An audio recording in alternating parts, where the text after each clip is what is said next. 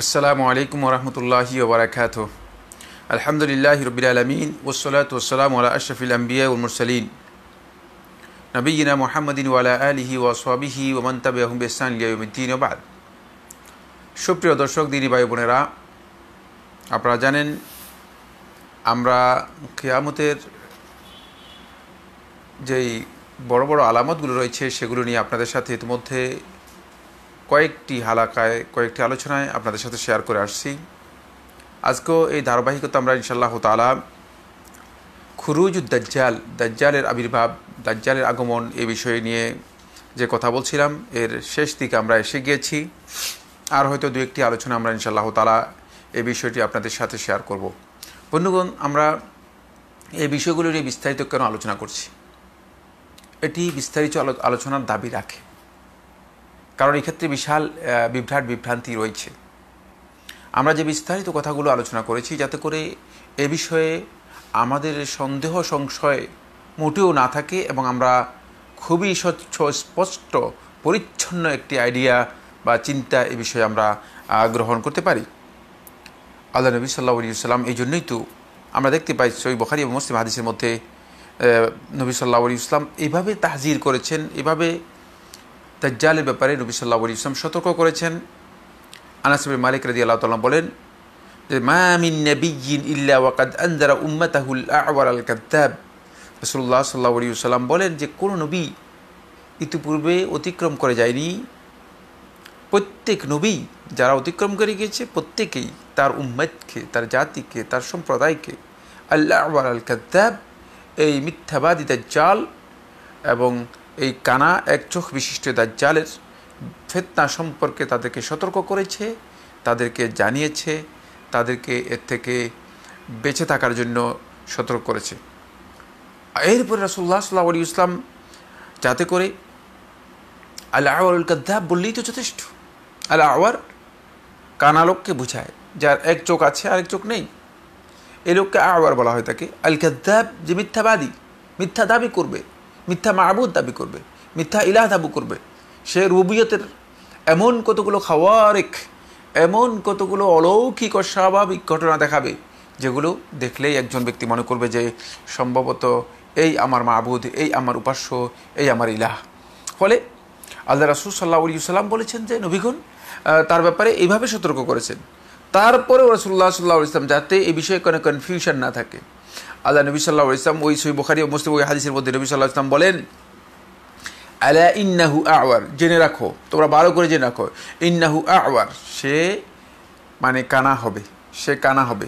রাসূলুল্লাহ সাল্লাল্লাহু আলাইহি ওয়াসাল্লাম এই কথা বলে আবার এটাকে তাকিদ করতেছেন, ওয়া ইন্না রাব্বাকুম আযজা ওয়া জাল লাইসা বিআ'ওয়ার, খবরদার ভালো করে জেনে নাও, তোমাদের রব, তোমাদের প্রভু, তোমাদের মালিক, তোমাদের ইলাহ, তোমাদের উপাস্য আল্লাহ সুবহানাহু ওয়া তাআলা লাইসা বিআ'ওয়ার, তিনি কানা নন, তিনি কানা নন।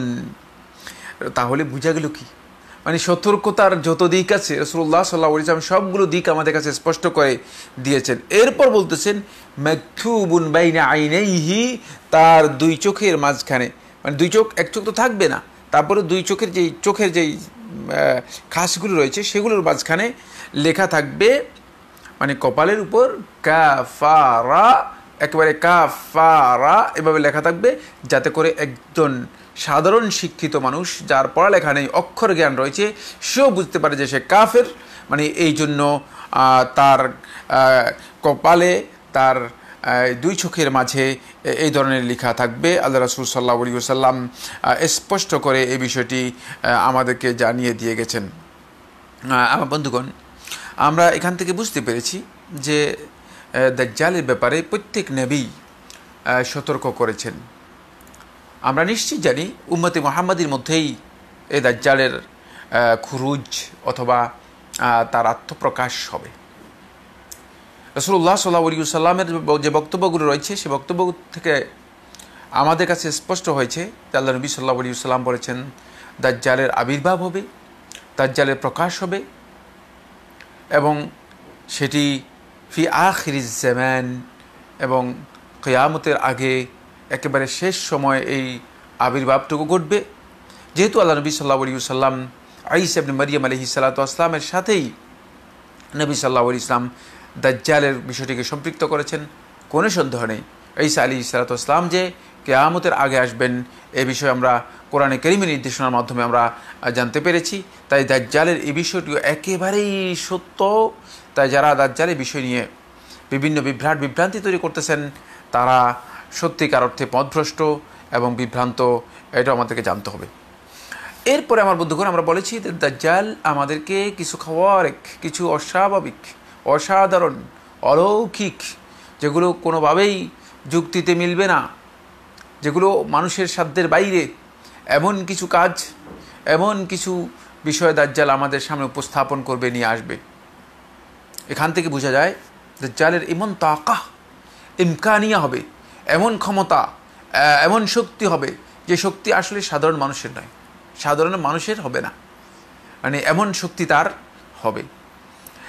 এই বিশাল শক্তিধর হওয়ার কারণে সাধারণ মানুষগুলো দাজ্জালের এই ফিতনায় তারা অনেকেই তারই অনুসারী হয়ে যাবে, তার দিকে ধাবিত হয়ে যাবে।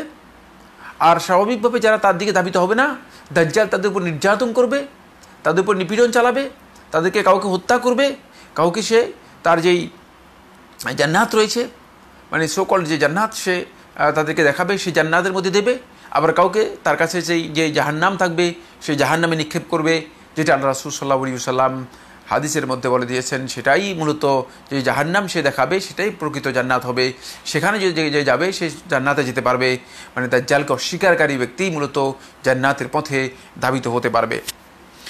আজকে যে বিষয়টি আমরা আপনাদের দৃষ্টি আকর্ষণ করব বন্ধুগণ, সেটিও আরও গুরুত্বপূর্ণ। সেটা হচ্ছে রাসূলুল্লাহ সাল্লাল্লাহু আলাইহি ওয়াসাল্লাম ফিতনাতুদ দাজ্জাল, দাজ্জালের এই ফিতনাকে, এই ভয়াবহ ফিতনাকে, যে ফিতনা আমরা জানি যে সমস্ত নবীগণ যে ফিতনা থেকে তাদের উম্মতকে সতর্ক করেছেন, তাদের উম্মতকে তাহযীর করেছেন, উম্মতকে বাঁচানোর জন্য, উম্মত যাতে করে সেই ফিতনা থেকে নিজেদেরকে রক্ষা করতে পারে এই জন্য তাকিদ দিয়েছেন।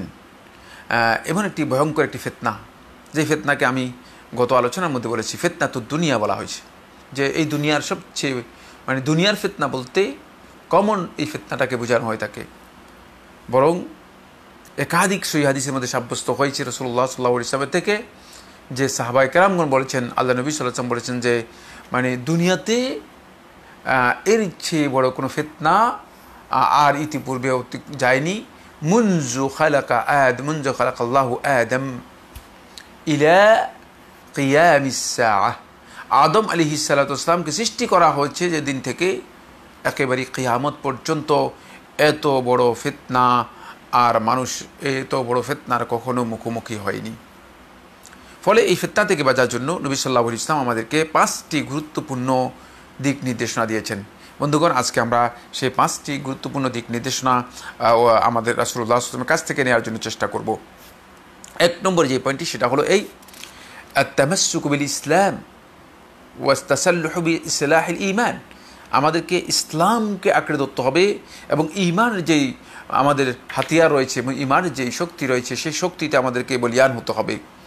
তাই আল্লাহ রাসূল সাল্লাল্লাহু আলাইহি ওয়াসাল্লাম বারবার এই কথা বলেছেন যে দাজ্জাল, তার পরিচয় যখন রাসূলুল্লাহ সাল্লাল্লাহু আলাইহি ওয়াসাল্লাম করে দিয়েছেন, যে দাজ্জালের বৈশিষ্ট্যগুলো রাসূলুল্লাহ সাল্লাল্লাহু আলাইহি ওয়াসাল্লাম যেভাবে উল্লেখ করেছেন, সেখানে রাসূলুল্লাহ সাল্লাল্লাহু আলাইহি ওয়াসাল্লাম দেখিয়ে দিয়েছেন যে দাজ্জাল মানুষ হবে, দাজ্জাল মানুষের মতো পানাহার করবে, দাজ্জাল মানে অথচ আল্লাহ সুবহানাহু ওয়া তাআলা পানাহার করেন না, আল্লাহ রাব্বুল আলামিন এগুলো থেকে পবিত্র। দাজ্জাল এক চোখা হবে এবং কানা হবে, আল্লাহ সুবহানাহু ওয়া তাআলা কানা নন। তারপরে রাসূলুল্লাহ সাল্লাল্লাহু আলাইহি ওয়াসাল্লাম বলে দিয়েছেন যে মানে যে দাজ্জাল মানুষ তাকে বের হওয়ার সময় মুমিন এবং কাফের সবাই, যখন দাজ্জালের আবির্ভাব ঘটবে তখন মুমিন এবং কাফের সবাই দাজ্জালের খুরুজের বিষয়টি লক্ষ্য করতে পারবে। এই সব কথা রাসূলুল্লাহ সাল্লাল্লাহু আলাইহি ওয়াসাল্লাম যেগুলো বলেছেন, ইসলামের যে নির্দেশনাগুলো রয়েছে এগুলোকে আমাদেরকে ফলো করতে হবে দাজ্জালের ক্ষেত্রে, যদি আমরা দাজ্জালের এই ফিতনা থেকে নিজেদেরকে মুক্ত করতে চাই। ফলে বারবার ঈমানের বিষয়টি এখানে এসে যাবে। আমার বন্ধুগণ, ঈমানে যদি কোনো ব্যক্তি মজবুত না হতে পারে তাহলে সে এই ফিতনায় পরাজিত হয়ে যাবে, দুর্বল হয়ে যাবে, দাজ্জালের সামনে সে পরাভূত হবে এবং দাজ্জালকে সে তার মাবুদ হিসেবে স্বীকার করে নেবে। এই জন্য আমাদেরকে প্রথমেই যে বিষয়টি যে রাসূলুল্লাহ সাল্লাল্লাহু আলাইহি ওয়াসাল্লাম বারবার যে বিষয়গুলোকে সতর্ক করেছেন, সেই ঈমানটা আমাদের মজবুত করতে হবে। আর দাজ্জালের ব্যাপারে যেই সমস্ত কনফিউশন রয়েছে, দাজ্জালের ব্যাপারে যে সমস্ত সন্দেহ সংশয় রয়েছে এবং বিভিন্ন ধরনের সাংঘর্ষিক যে বক্তব্য, বিভিন্নমুখী বক্তব্য এবং দ্বিধাদ্বন্দ্ব তৈরি করা হয়েছে, এই সমস্ত দ্বিধাদ্বন্দ্ব থেকে আমাদেরকে একেবারেই পরিচ্ছন্ন সুস্পষ্ট একটি ধারণায় আমাদেরকে আসতে হবে, একটি বিশ্বাসে আমাদেরকে চলে আসতে হবে। সেটা হচ্ছে অবশ্যই ফি আখিরিজ জামান, শেষ সময়, কিয়ামতের আগে দাজ্জালের আবির্ভাব অথবা দাজ্জালের খুরুজ, দাজ্জাল বেরিয়ে আসবে, দাজ্জালের খুরুজ হবে। রাসূলুল্লাহ সাল্লাল্লাহু আলাইহি ওয়াসাল্লামের বক্তব্য থেকে আমরা একথা স্পষ্টরূপে বুঝতে পেরেছি। আমার বন্ধুগণ, আল্লাহ নবী সাল্লাল্লাহু আলাইহি ওয়াসাল্লামের সমস্ত হাদিসগুলোকে যদি একসাথ করে আমাদের কাছে এটা প্রমাণিত হয়েছে যে দাজ্জালের বক্তব্যের ব্যাপারে রাসূলুল্লাহ সাল্লাল্লাহু আলাইহি ওয়াসাল্লাম যতগুলো হাদিস বলেছেন, প্রায় সবগুলো হাদিসই একেবারে হদ্দুত তাওয়াতুরের পর্যায় পর্যন্ত উত্তীর্ণ হয়ে গিয়েছে। এত বেশি সংখ্যক সাহাবায়ে কেরাম বর্ণনা করেছেন এবং এত বেশি সংখ্যক বর্ণনার মাধ্যমে সেটি আমাদের কাছে এসেছে। তাই এক্ষেত্রে আমরা স্পষ্ট করে বলতে পারি যে এখানে কোনো ধরনের সন্দেহ সংশয় থাকতে পারবে না। যারা এই ব্যাপারে কনফিউশনের মধ্যে থাকবেন, কোনো সন্দেহ নেই, তারা ইসলামের যে মূল ভিত্তি রয়েছে সেই ভিত্তির ক্ষেত্রে তাদের কনফিউশন তৈরি হবে এবং দাজ্জাল যখন আসবে, দাজ্জালের ফিতনায় তারা সর্বপ্রথম নিমজ্জিত হয়ে যাবে। দাজ্জাল সম্পর্কে তাদের কনফিউশনের কারণে তারা দাজ্জালের সামনে পদানত করবে, দাজ্জালের সামনে তারা পরাজিত হয়ে যাবে। এই ফিতনা থেকে নিজেদেরকে মুক্ত করতে পারবে না। নাম্বার 1 সেটা হচ্ছে ঈমানকে মজবুত করতে হবে। এই জন্য রাসূলুল্লাহ সাল্লাল্লাহু আলাইহি ওয়াসাল্লাম বারবার বলছেন, আলা ইন্না রাব্বাকুম লাইসা বিআওয়ার, খুব ভালো করে জেনে রাখো, আলা ইন্না রাব্বাকুম, তোমাদের রব, লাইসা বিআওয়ার, যে আল্লাহ রাব্বুল আলামিন কিন্তু এক চোখা কানা নন। এটা আমাদের খুব ভালো করে জেনে নিতে হবে। আসুন 2 নম্বর পয়েন্ট যেটি, সেটা হচ্ছে এই রাসূলুল্লাহ সাল্লাল্লাহু আলাইহি ওয়াসাল্লাম দাজ্জালের ফিতনা থেকে আল্লাহ রাব্বুল আলামিনের কাছে আশ্রয় চাইতে তাআউযুদ করতে বলেছেন, আশ্রয় কামনা করতে, আশ্রয় প্রার্থনা করতে, আশ্রয় নিতে বলেছেন। বিশেষ করে সালাতের মধ্যে আল্লাহ নবী সাল্লাল্লাহু আলাইহি ওয়াসাল্লাম দাজ্জালের ফিতনা থেকে আমাদেরকে ইস্তেআযা করতে বলেছেন। আপনি দেখেন এই মর্মে হাদিস বর্ণনা করেছেন ইমাম বুখারী রাহিমাহুল্লাহ তাআলা সহিতে বর্ণনা করেছেন, ইমাম মুসলিম রাহিমাহুল্লাহ তাআলা সহিতে বর্ণনা করেছেন। বুখারী 2য় খণ্ডের 317 পৃষ্ঠায় আর মুসলিমের 5ম খণ্ডের 78 পৃষ্ঠায় এই দুটি হাদিস যেটি ইমাম নাসাই বর্ণনা করেছেন আয়েশা রাদিয়াল্লাহু আনহা থেকে, রাসূলুল্লাহ সাল্লাল্লাহু আলাইহি ওয়াসাল্লাম ইরশাদ করেন, আন রাসূলুল্লাহ সাল্লাল্লাহু আলাইহি ওয়াসাল্লাম কানা ইয়াদউ ফিস সালাতি, রাসূলুল্লাহ সাল্লাল্লাহু আলাইহি ওয়াসাল্লাম সালাতের মধ্যে এই দোয়া করতেন, আল্লাহুম্মা ইন্নী আউযু বিকা মিন আযাবিল কবর, হে আল্লাহ আমি আপনার কাছে আশ্রয় নিচ্ছি মিন আযাবিল কবর, কবরের আযাব থেকে, ওয়া আউযু বিকা মিন ফিতনাতিল মাসিহিদ দাজ্জাল, এবং মাসিহুদ দাজ্জালের ফিতনা থেকে, মাসিহুদ দাজ্জালের ফিতনা থেকে। আমরা বুঝতে পারলাম যে রাসূলুল্লাহ সাল্লাল্লাহু আলাইহি ওয়াসাল্লাম সালাতের মধ্যে আল্লাহ রাব্বুল আলামিনের কাছে আশ্রয় প্রার্থনা করতেন দাজ্জালের ফিতনা থেকে। কত ভয়াবহ হলে আল্লাহ নবী সাল্লাল্লাহু আলাইহি ওয়াসাল্লাম দাজ্জালের ফিতনা থেকে আশ্রয় প্রার্থনা করতেন সালাতের মধ্যে। যেহেতু সালাত অত্যন্ত গুরুত্বপূর্ণ ইবাদত এবং সালাতের মধ্যে আল্লাহ সুবহানাহু ওয়া তাআলার সাথে আল্লাহর বান্দাগণ মুনাজাতে লিপ্ত হয়ে থাকে এবং আল্লাহ রাব্বুল আলামিনের কাছে দোয়া করে থাকে। এই হাদিসটি ইমাম বুখারী রাহমাতুল্লাহ বর্ণনা হয়েছে মুসআব ইবনে সাদ ইবনে আবি ওয়াক্কাস রাদিয়াল্লাহু আনহু থেকে। তিনি বলেন, قال কানা সাদ ইবনে আবি ওয়াক্কাস রাদিয়াল্লাহু আনহু ইয়া'মুরু বিখামসিন, 5টি বিষয়ে সাদ ইবনে আবি ওয়াক্কাস রাদিয়াল্লাহু আনহু নির্দেশ দিতেন। ওয়া ইয়াযকুরুহুন্না নবী সাল্লাল্লাহু আলাইহি ওয়াসাল্লাম, এবং বলতেন এই 5টি জিনিস রাসূলুল্লাহ সাল্লাল্লাহু আলাইহি ওয়াসাল্লামের কাছ থেকে তিনি উল্লেখ করতেন। আন্নাহু কানা ইয়া'মুরু বিহিন, যে রাসূলুল্লাহ সাল্লাল্লাহু আলাইহি ওয়াসাল্লাম এই 5টি বিষয় আমাদেরকে নির্দেশ দিতেন। মিনহা, তার মধ্যে একটি হচ্ছে ওয়া আউযু বিকা মিন ফিতনাতিদ দুনিয়া, আর হে আল্লাহ আমি আপনার কাছে আশ্রয় চাচ্ছি, আশ্রয় নিচ্ছি মিন ফিতনাতি দুনিয়া, দুনিয়ার ফিতনা থেকে। মিন ফিতনাত আদ দুনিয়া, আমি বলেছি। এই হাদিসটি ইমাম বুখারী রাহমাতুল্লাহ তার সহিত বর্ণনা করেছে 11 নম্বর খণ্ডের 174 পৃষ্ঠায়, 11 নম্বর খণ্ডের 174 পৃষ্ঠায়। বন্ধুগণ, ফিতনাতুদ দুনিয়া, দুনিয়ার ফিতনা, ইয়ানি ফিতনাতুদ দাজ্জাল।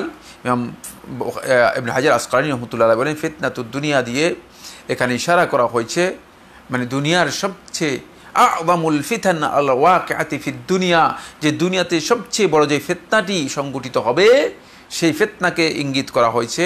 আর সেই ফিতনা হচ্ছে ফিতনাতুদ দাজ্জাল, দাজ্জালের ফিতনা। এই হাদিসটি বর্ণনা করেছেন সাদ ইবনে আবি ওয়াক্কাস রাদিয়াল্লাহু আনহু থেকে। হাদিসটি সহিহ বুখারী এর মধ্যে এসেছে। আসুন এরপরে হাদিসটি ইমাম মুসলিম রাহিমাহুল্লাহ তাআলা সহিত বর্ণনা করেছেন 5ম খণ্ডের 78 পৃষ্ঠায়, পঞ্চম খণ্ডের 78 পৃষ্ঠায় ইমাম মুসলিম রাহিমাহুল্লাহ তাআলা বর্ণনা করেন, আবু হুরায়রা রাদিয়াল্লাহু থেকে তিনি বলেন, রাসূলুল্লাহ সাল্লাল্লাহু আলাইহি ওয়াসাল্লাম ইরশাদ করেছেন, ইজা তাশাহাদা আহাদুকুম, যখন তোমাদের মধ্যে কোনো ব্যক্তি তাশাহাদা আহাদুকুম, তোমাদের মধ্যে কোনো ব্যক্তি তাশাহুদ পড়বে, তোমাদের মধ্যে কোনো ব্যক্তি তাশাহুদ পড়বে, ফালইয়াস্তাইজ বিল্লাহি মিন আরবাঈন, সে যেন আল্লাহ রাব্বুল আলামিনের কাছে আশ্রয় কামনা করে, আশ্রয় প্রার্থনা করে, মিন আরবাঈন, 4টি জিনিস থেকে। তাহলে বোঝা গেল যে তাশাহুদের পরে আল্লাহর নবী সাল্লাল্লাহু আলাইহি ওয়াসাল্লামের নির্দেশনা হচ্ছে এই 4টি জিনিস থেকে, এই 4টি বিষয় থেকে আল্লাহ রাব্বুল আলামিনের কাছে আশ্রয় কামনা করতে হবে। 1 নম্বর হচ্ছে আল্লাহুম্মা ইন্নী আউযুবিকা মিন আযাবি জাহান্নাম, হে আল্লাহ আমি আপনার কাছে আশ্রয় চাচ্ছি মিন আযাবি জাহান্নাম, জাহান্নামের আযাব থেকে, ও মিন আযাবিল কবর, কবরের আযাব থেকে, ও মিন ফিতনাতিল মাহইয়া ওয়াল মামাত, জীবন এবং মৃত্যুর যে ফিতনা রয়েছে সেই ফিতনা থেকে, ওয়া মিন শাররি ফিতনাতিল মাসিহিদ দাজ্জাল, এবং মাসিহিদ দাজ্জালের ফিতনার যে অনিষ্ট রয়েছে, যে ক্ষতি রয়েছে, এই ফিতনায় যারা পতিত হবে, যারা যে সবচেয়ে বেশি ক্ষতিগ্রস্ত হবে, এই ক্ষতি থেকে আপনার কাছে আশ্রয় প্রার্থনা করছি। আমরা কি বুঝতে পারলাম বন্ধুগণ? যে আল্লাহ নবী সাল্লাল্লাহু আলাইহি ওয়াসাল্লাম সালাতের মধ্যে তাশাহুদের পরে, যেহেতু দোয়া কবুলের অত্যন্ত গুরুত্বপূর্ণ সময়, আল্লাহ রাসূল সাল্লাল্লাহু আলাইহি ওয়াসাল্লাম আমাদেরকে এই বিষয়ে দিক নির্দেশনা করেছেন, বরণ বলেছেন, ফালইয়াস্তাইজ বিল্লাহি মিন আরবাঈন, সে যেন 4টি জিনিস থেকে আল্লাহ তাআলার কাছে আশ্রয় প্রার্থনা করে নির্দেশ দিয়েছেন। এখানে নির্দেশ সূচক শব্দ এসেছে। ফলে আমরা দেখতে পাই তাউস ইবনে কাইসান আল ইয়ামানি রাহিমাহুল্লাহ তাআলা, তিনি তাবেঈ ছিলেন, তাবেঈদের মধ্যে মিন কিবারিত তাবেঈন, বড় বড় তাবেঈ যারা ছিলেন, মানে বড় তাবেঈদের মধ্যে, প্রবীণ তাবেঈদের মধ্যে তিনি একজন ছিলেন।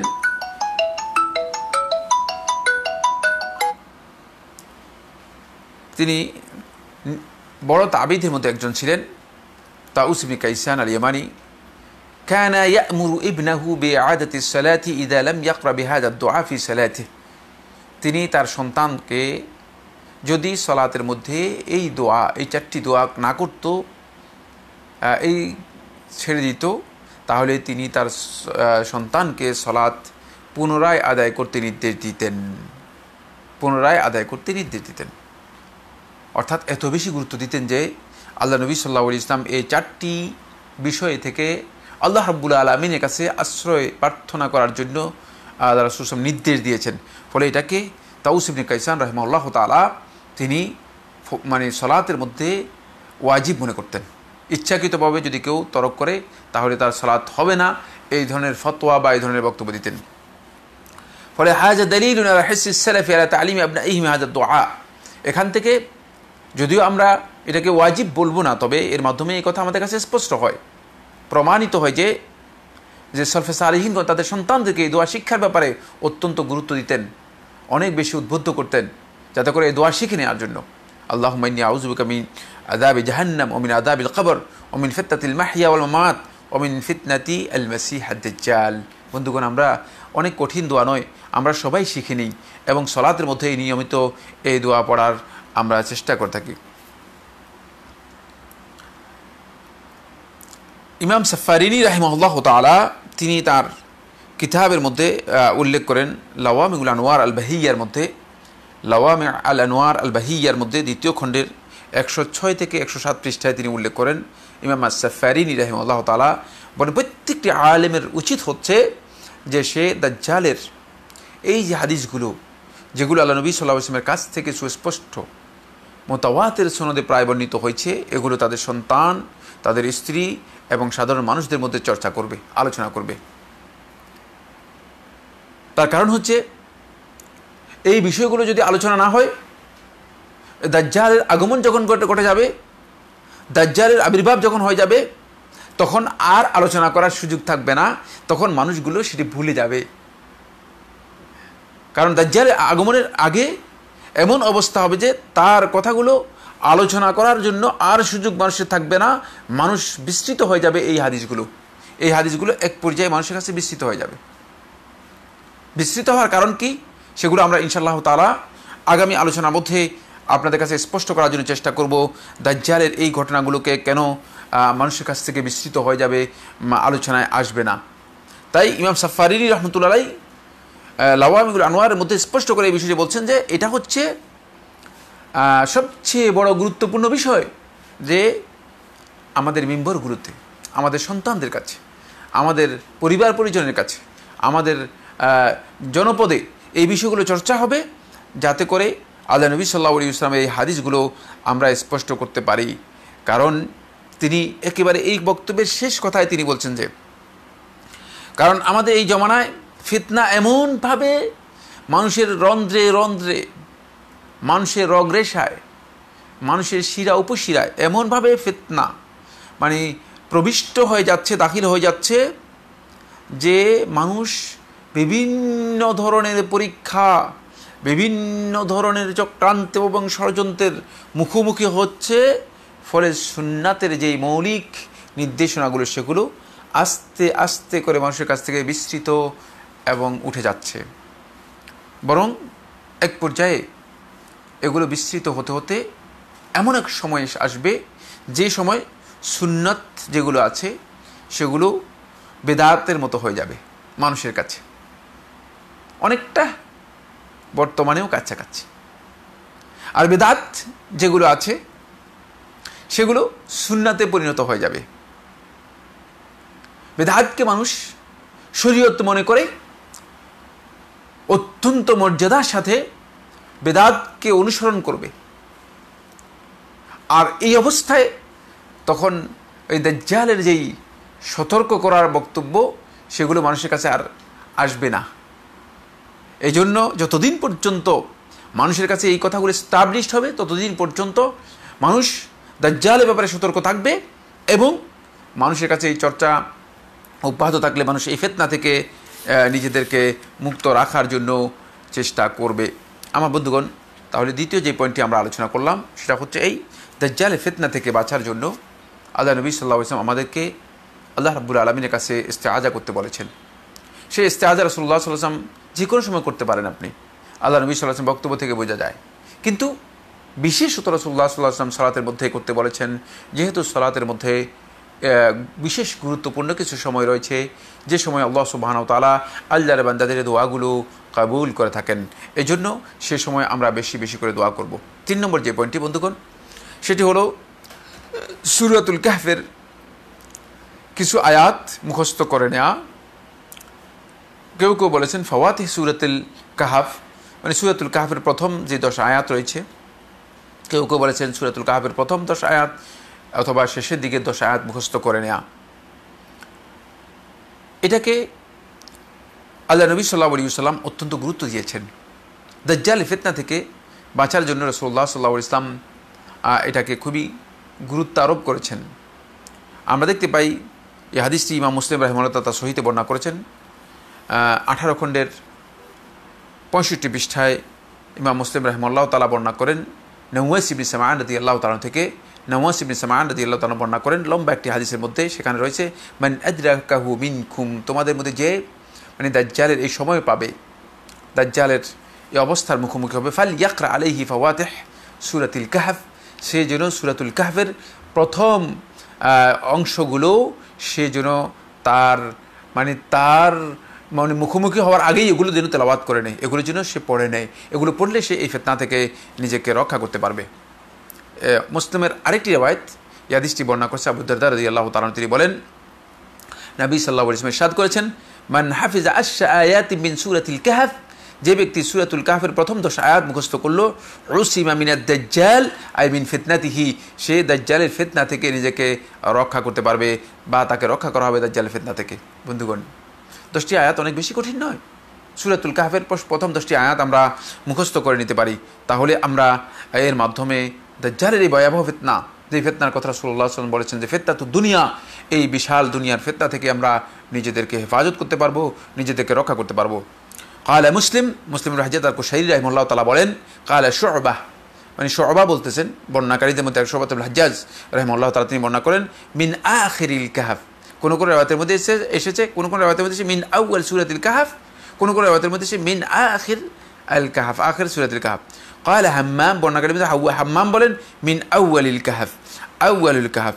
তাহলে দেখা গেল যে মানে ইমাম মুসলিম রাহিমাহুল্লাহ তাআলা দুইজন বর্ণনাকারী থেকে বর্ণনা করেছেন, কেউ বলেছেন প্রথম 10 আয়াত, কেউ বলেছেন দ্বিতীয় 10 আয়াত।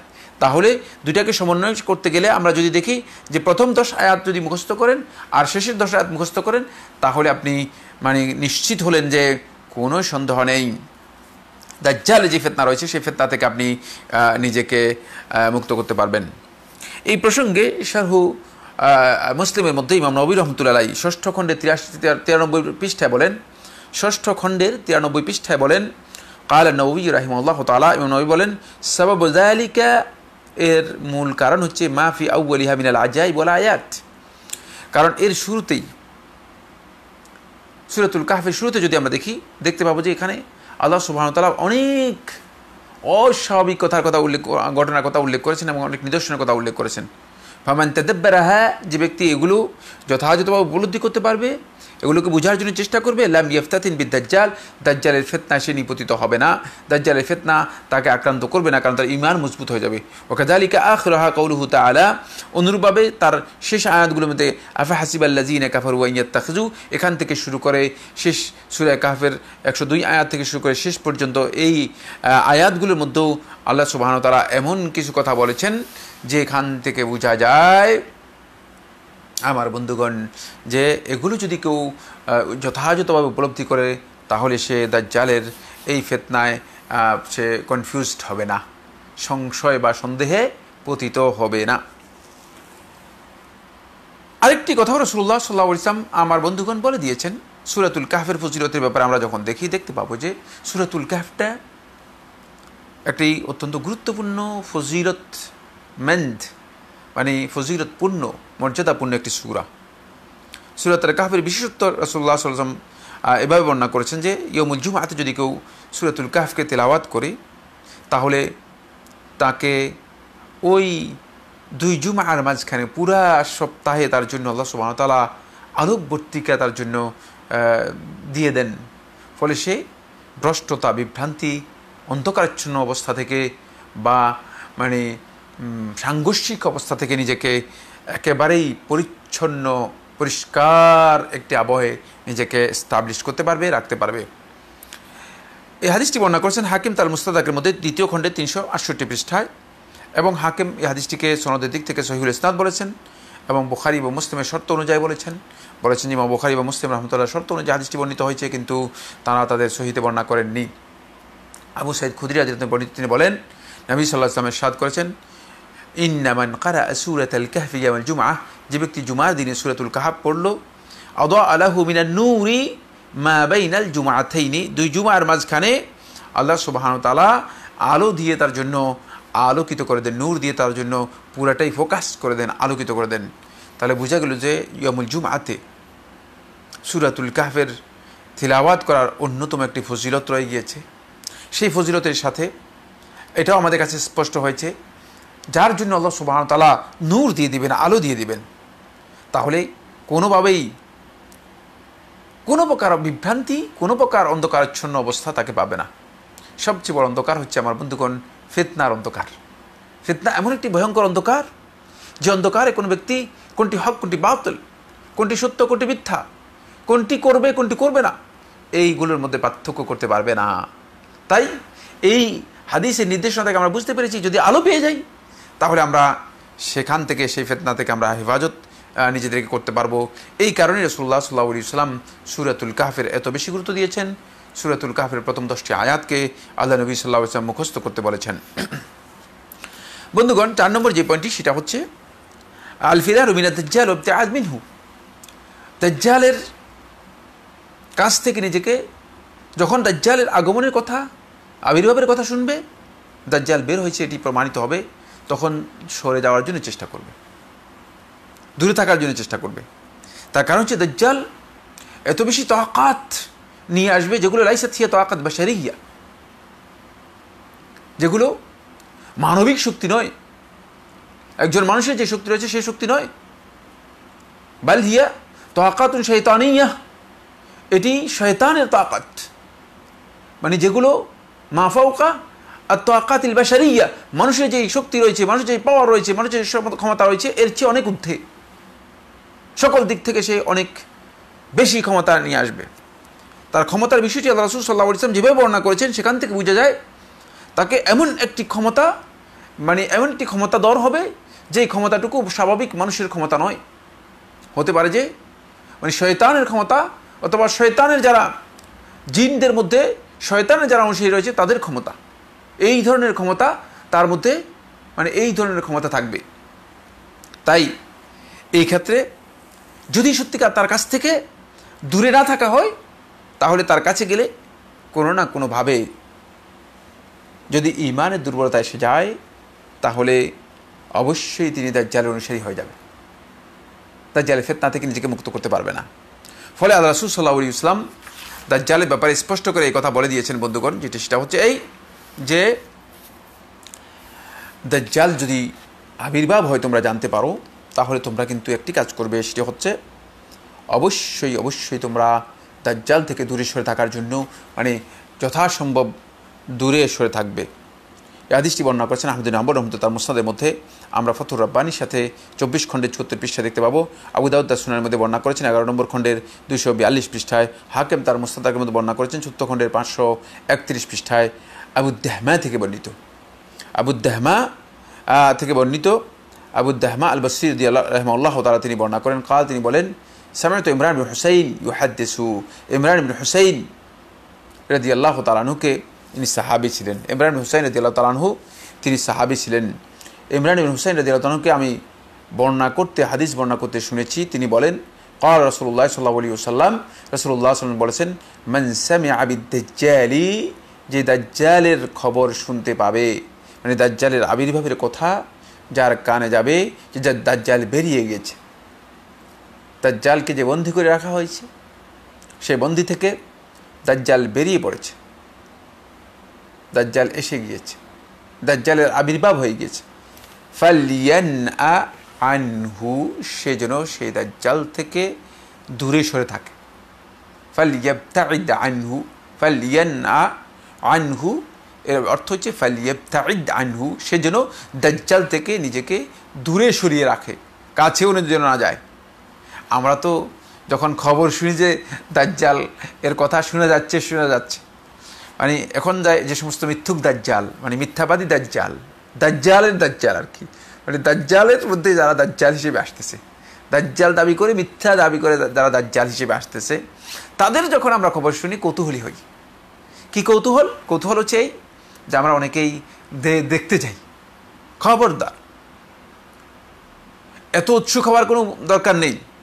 আর যে সমস্ত বন্ধুগণ দাজ্জাল এসে গেছে এই ধরনের বক্তব্য প্রচার করার চেষ্টা করতেছেন, এটাও আল্লাহ রাসূল সাল্লাল্লাহু আলাইহি ওয়াসাল্লাম বক্তব্য থেকে স্পষ্ট বোঝা যাচ্ছে এটাকে নিরুৎসাহিত করা হয়েছে। কারণ ঘটনা আসার আগে দাজ্জাল এসে গেছে এইভাবে মানুষদেরকে বিতবিহ্বল করে দেয়া, মানুষদেরকে কঠিনভাবে মানুষদের মনের উপর বড় ধরনের একটা চাপ সৃষ্টি করা, এটি সঙ্গত কাজ নয়।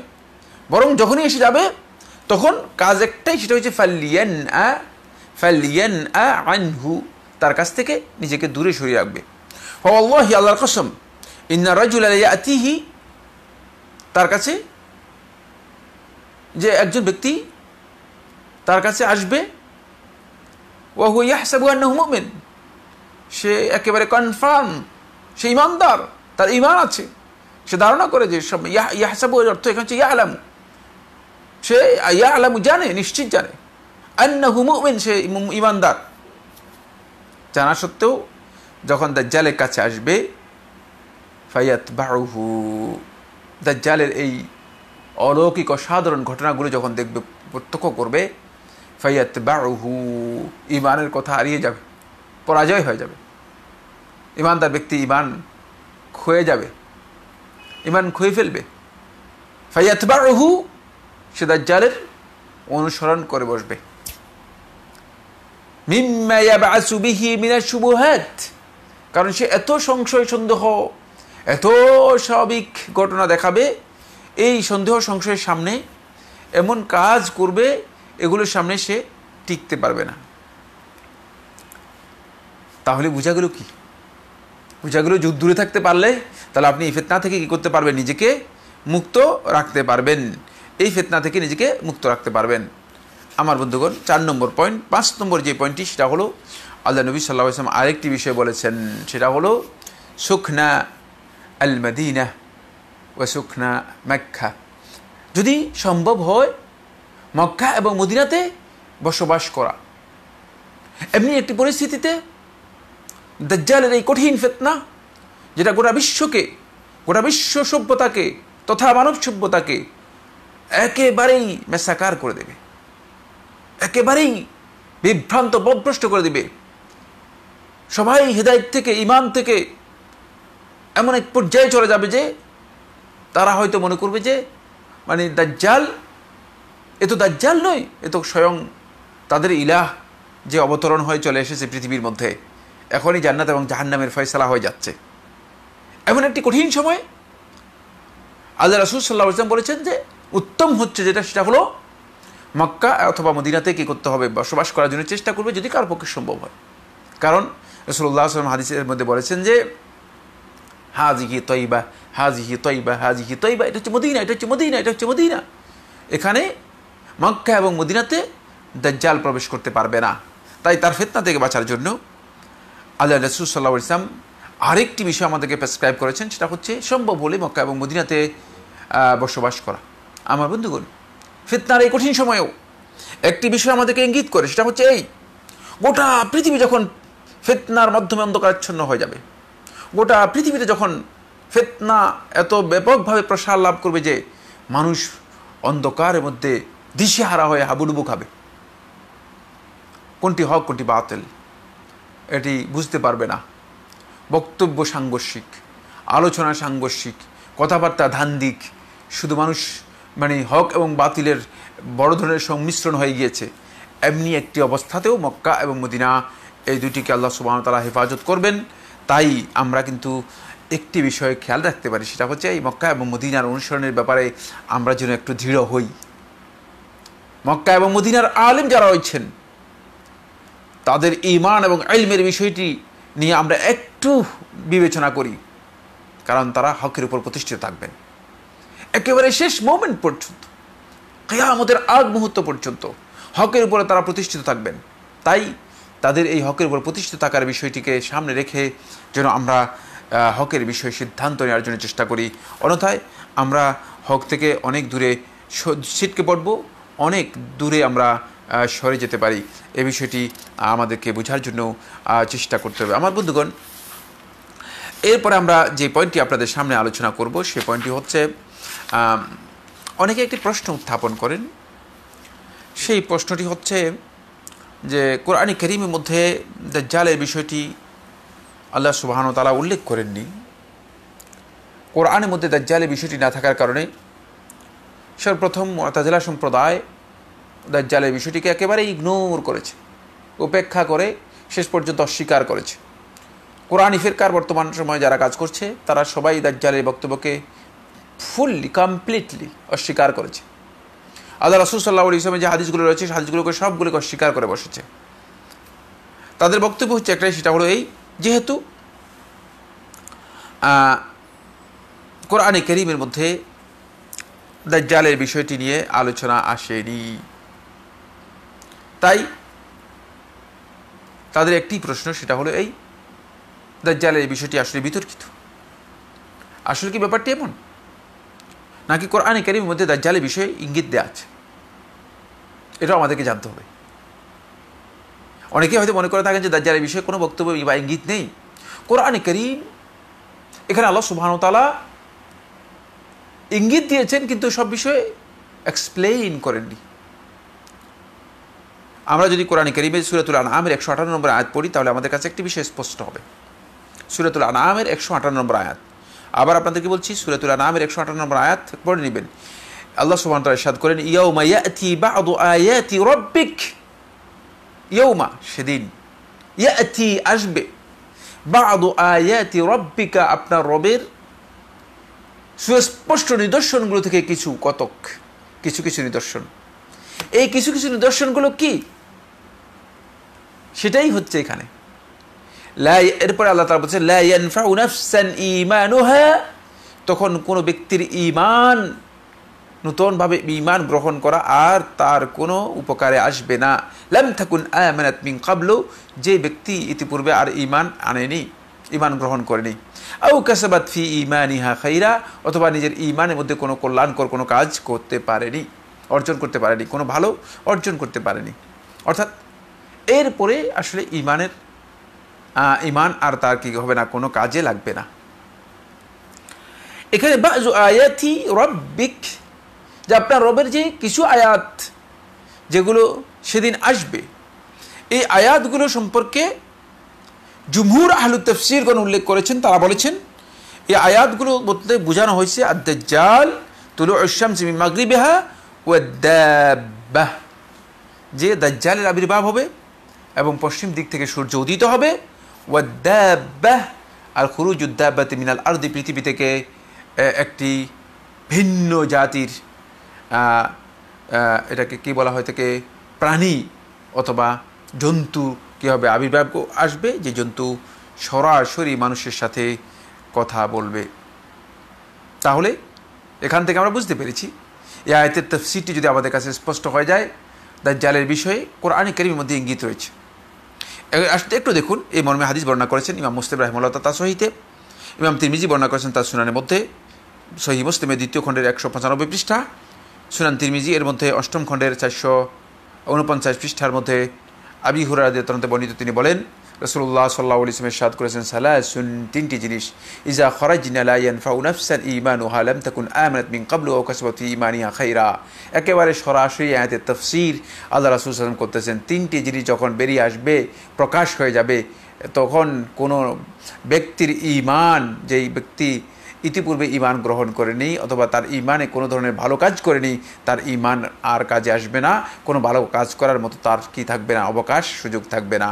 তুলুউশ শামসি মিন মাগরিবিহা, পশ্চিম দিগন্ত থেকে সূর্য উদিত হওয়া, ওয়াদ-দাজ্জাল এবং দাজ্জালের আগমন, ওয়াদাব্বাতুল আরদি এবং পৃথিবীতে, ওয়াদাব্বাতুল আরদি পৃথিবী থেকে সেই ভিন্ন প্রকৃতির জন্তু এর প্রাণীর আবির্ভাব বা বেরিয়ে আসা। এই যে মানে 3টি বিষয় আল্লাহ রাসূল সাল্লাল্লাহু আলাইহি ওয়াসাল্লাম বলে দিয়েছেন, সহিহ মুসলিমের হাদিস দ্বারা প্রমাণিত হয়েছে। তাহলে বোঝা গেল যে কোরআনে কারীমের এই আয়াতের তাফসীর সরাসরি আল্লাহ রাসূল সাল্লাল্লাহু আলাইহি ওয়াসাল্লাম থেকে সাব্যস্ত হয়েছে সহিহ বর্ণনার মাধ্যমে। এই আয়াতের মধ্যেই এদিকে ইঙ্গিত করা হয়েছে দাজ্জালের আগমন। আমার বন্ধুগণ, কোরআনে কারীমের মধ্যেই ইঙ্গিত পাওয়া যায় সূরাতুল আনআমের 158 নম্বর আয়াতের মধ্যে। 2 নম্বর যে বিষয়টি সেটা হলো এই, আমরা জানি কোরআনে কারীমের মধ্যে আল্লাহ সুবহানাহু ওয়া তাআলা ঈসা ইবনে মারইয়াম আলাইহিস সালাতু ওয়াস সালামের কথা উল্লেখ করেছেন। নুজুল ঈসা আলাইহিস সালাতু ওয়াস সালাম নজুল অবতীর্ণ হওয়ার বিষয়টি উল্লেখ করেছেন এবং এটাও স্পষ্ট করেছেন রাসূলুল্লাহ সাল্লাল্লাহু আলাইহি ওয়াসাল্লাম যে ঈসা আলাইহিস সালাতু ওয়াস সালামের নজুলের সাথে তিনি দাজ্জালকে হত্যা করবেন। ফলে কোরআনে কারীম মসিহ আল হুদা, হিদায়াতের যিনি আলোকবর্তিকা হিসেবে আগমন করবেন, ঈসা ইবনে মারইয়াম আলাইহিস সালাতু ওয়াস সালামের উল্লেখের মাধ্যমে কোরআনে কারীম যথেষ্ট মনে করেছে মসিহুদ দালালা, বিভ্রান্তির যে মসিহ রয়েছে, যে মানুষদেরকে পথভ্রষ্ট বিভ্রান্ত করবে, তার কথাটি আর উল্লেখ করেনি কোরআনের মধ্যে, তার কথাটি উল্লেখ করা হয়নি। কেন? মানুষদেরকে তাবশীর করার জন্য, সুসংবাদ দেওয়ার জন্য। কারণ এই ব্যাপারে মানুষদেরকে আর ভয় দেখানোর প্রয়োজন নেই। ফলে আল্লাহ রাসূল সাল্লাল্লাহু আলাইহি ওয়াসাল্লাম স্পষ্ট করে দিয়েছেন হাদিসের মাধ্যমে। কোরআনে কারীম শুধুমাত্র একটি জিনিসটাকেই উল্লেখ করে ইঙ্গিত করেছেন যে মসিহুল হুদা যদি আসে, মসিহুদ দালালা তাকে হত্যা করা হবে, এই দিকে ইঙ্গিত করে দেওয়া হয়েছে, এদিকে ইঙ্গিত করা হয়েছে। 3 নম্বর যে পয়েন্টটি সেটা হলো, আমার বন্ধুগণ, আমরা দেখতে পাই যে কেউ উলামায়ে কেরামদের মধ্যে কেউ বলেছেন যে কোরআনে কারীমের সূরা গাফিরের 57 নম্বর আয়াতের মধ্যে কেউ এই আয়াতের তাফসীরের মধ্যে দাজ্জালের ইঙ্গিতের কথাটি উল্লেখ করেছেন। সূরা গাফির 57 নম্বর আয়াতের মধ্যে এই ইঙ্গিত কেউ উল্লেখ করেছেন, যদিও এই বক্তব্যটি নিয়ে আলেমদের মধ্যে দ্বিমত রয়েছে। লাখালকুস সামাওয়াতি ওয়াল আরদি আকবারু মিন খালকিন নাস, যে এই আসমান সমূহ সৃষ্টি করা আর এই যে জমিন সৃষ্টি করা, এটা আল্লাহ তাআলার কাছে অনেক বিশাল, অনেক বড়। মিন খালকিন নাস, মানুষের সৃষ্টি থেকে। কেউ এখানে আন্নাস শব্দের অর্থ করেছেন যে আল মাকসুদ বিন নাস মিনাদ দাজ্জাল হুনা আদ দাজ্জাল, এখানে মানুষ বলতে দাজ্জালকে বোঝানো হয়েছে। উদ্দেশ্য হচ্ছে সমস্ত মানুষ নয়, বরং মানে বাউদিন নাস, মানে দাজ্জালের ব্যাপারে যেহেতু এত পাওয়ার এর কথা উল্লেখ করা হচ্ছে, এত খাওয়ারেক অস্বাভাবিক ঘটনার কথা উল্লেখ করা হচ্ছে, এত শক্তিধর হবে। ফলে এখানে এই প্রশ্ন অনেকের কাছে যে এটা আবার কেমন হবে, এই সৃষ্টি আবার কোন ধরনের। ফলে এদিকে ইঙ্গিত করা হয়েছে বিশাল পৃথিবী এবং এই যে বিশাল আসমান সমূহ, এগুলোর সৃষ্টি এর সৃষ্টির চেয়ে অনেক বিশাল। তোমরা যদি এটি বিবেচনা করো তাহলে তোমাদের কাছে এই বিষয়টি স্পষ্ট হয়ে যাবে। তবে এই তাফসীরটি জুমহুর উলামায়ে কেরামগণ গ্রহণ করেননি। ফলে আমরা মনে করতে পারি যে এই তাফসীরটি শুধুমাত্র ধারণামূলক একটি তাফসীর, যেহেতু এই মর্মে সুস্পষ্ট কোনো হাদিস আমরা পাইনি। তবে আবুল আলিয়া রিয়াহি থেকে একটি বর্ণনা পাওয়া গিয়েছে, যে বর্ণনাটি আমরা এখানে উল্লেখ করব না সনদের দিক থেকে গ্রহণযোগ্য না হওয়ার কারণে। আমরা একেবারে সর্বশেষ যে পয়েন্টটি নিয়ে আপনাদের সাথে কথা বলতে চাই বন্ধুগণ, সেটা হচ্ছে এই দাজ্জালও যতই ক্ষমতাধর হোক না কেন, আল্লাহ রাসূল সাল্লাল্লাহু আলাইহি ওয়াসাল্লাম সহিহ হাদিসের মধ্যে ইরশাদ করেছেন, যে হাদিসগুলো ইমাম ইবনে কাসির দিমাশকি রাহমাতুল্লাহ তিনি নিহায়াতে উল্লেখ করেছেন প্রথম খণ্ডের 128 থেকে 129 পৃষ্ঠায়। হাফেজ ইবনে হাজার আসকালানী রাহমাতুল্লাহ তার ফাতুল বারীতে উল্লেখ করেছেন 13 নম্বর খণ্ডের 91-92 পৃষ্ঠায়। এগুলো থেকে প্রমাণিত হয়েছে যে এই দাজ্জাল এর একটা ভয়াল পরিণতিও হবে।